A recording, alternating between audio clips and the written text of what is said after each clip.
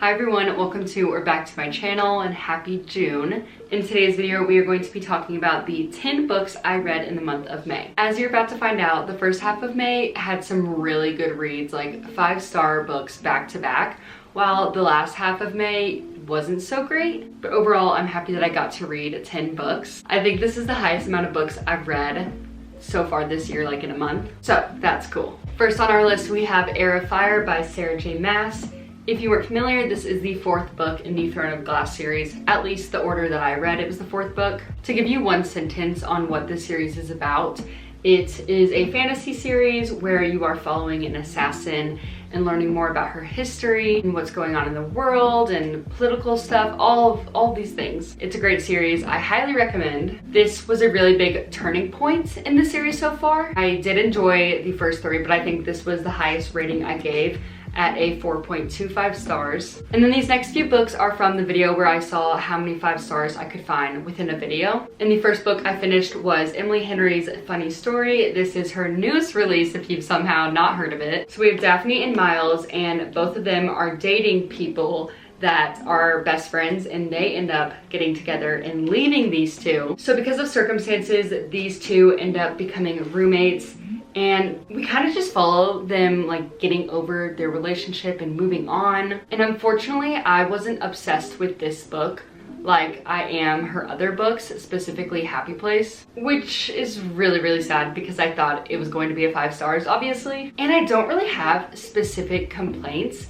It just didn't spark much emotion out of me and was kind of forgettable, but I did enjoy that she was a librarian. It was still a good time. I gave this a 3.75 stars. Okay, and then back to Throne of Glass. This is the last Throne of Glass book I read this month, so I promise I'll stop talking about it here in a second. But this book was 5 stars, which was so exciting. It really changed how I felt about the series. Like I said, Heir of Fire kind of switched directions. Like I was excited, but this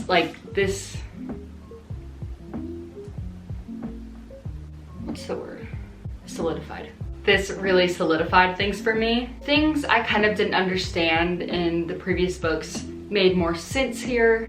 Hank wants to join us. And I was just really impressed with Sarah J. Maas's like brain and writing style. 5 stars though. Then we have one of my favorite books of the year so far, definitely my favorite romance of the year, and that is Just for the Summer by Abby Jimenez. If you have somehow not heard about this book, this is your sign to go grab it right now. Maybe grab the first 2 books in this series first, but then you're gonna get to this one and it's gonna be great. Not that those 2 aren't great. I gave Yours Truly, which is the book before this, 5 stars as well. But yeah, Abby Jimenez is just so talented. The way that she writes scenes and talks about the emotions that the characters are feeling. It's just so relatable. You just feel so much for these people.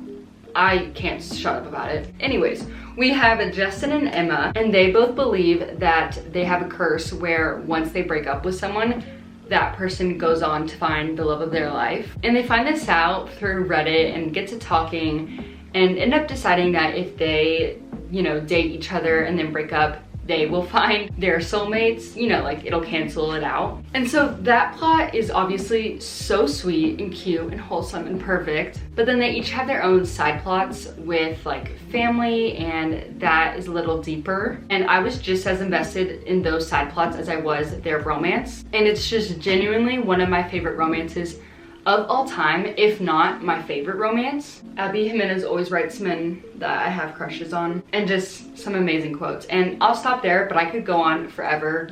5 stars. And the last book I read for that video was Emily Wilde's Map of the Otherlands. This is the 2nd book in the Emily Wilde series, and we are obviously following our girl Emily Wilde as she is studying Fae and the lands. I just love this series. I love the academic vibe, and Heather Fawcett's writing is just perfection. Bless you. The first book in the series was a 5 stars, which is why I thought this one, bless you. Those were 2 separate pets sneezing. Anyways, that book was a 5 stars, so I thought this one would be, but this was a 4.25. I didn't really care for the plot as much as I did the first book. This one, I was kind of more invested in the romance, and I also wasn't crazy about the side characters, but I do think that the third book in the series is going to be my favorite. At least I'm really hoping. This was still a really, really good time. I did annotate it, which is always fun. But yeah, just a touch disappointed.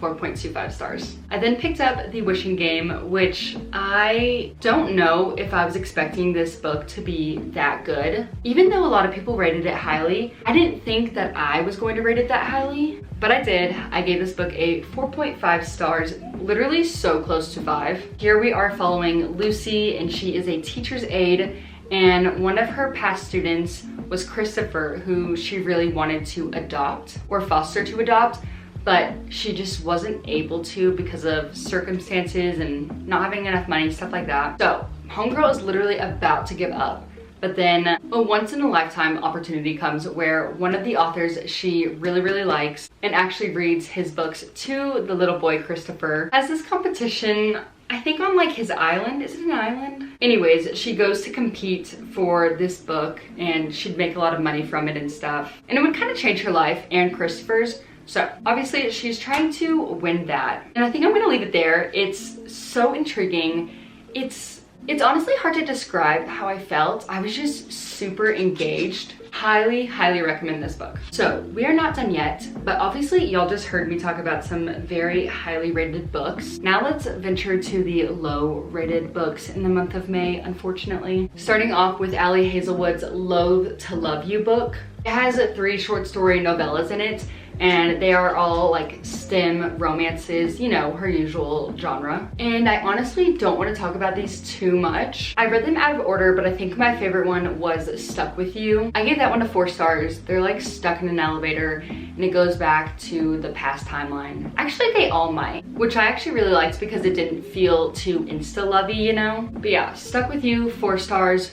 Below Zero was a 2 stars. I did not enjoy that one. And then Under One Roof was 3 stars. It was really good too until the ending. I feel like the spice scenes in all of these were not my favorite. So I would still recommend giving them a shot, but go in with lower expectations compared to her other books. And unfortunately, it does not stop there. The last book I read in the month was Ready or Not, which, look at this cover. It is gorgeous. That's why I was intrigued. But this just wasn't the book for me.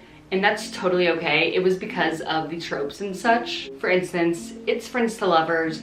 I don't love friends to lovers. I should have marked that as a red flag for me. And then also it is the accidental pregnancy trope, which I'm usually totally fine with if they end up like giving birth and showing off the kid, but girl was pregnant the entire time and I didn't love that. And I guess she kind of annoyed me. I don't know, I should have DNF'd this 100%. I did enjoy the male main character, but I feel like with friends to lovers, especially if you've known each other for a long time, it's like, why didn't you just say anything? Like, unless they were in a relationship that entire time, you could have said something. And that's what usually bothers me, but whatever. I gave it a 2.5 stars, but I'm kind of getting more mad about this than Below Zero. So maybe this is a 2 stars as well. I don't know. Anyways, I'm sorry to end this on a bad note. I did enjoy so many of the books I read, and I'm really excited to see what June has in store. I'll be uploading my June reset video shortly. Hopefully I will see you guys in that video.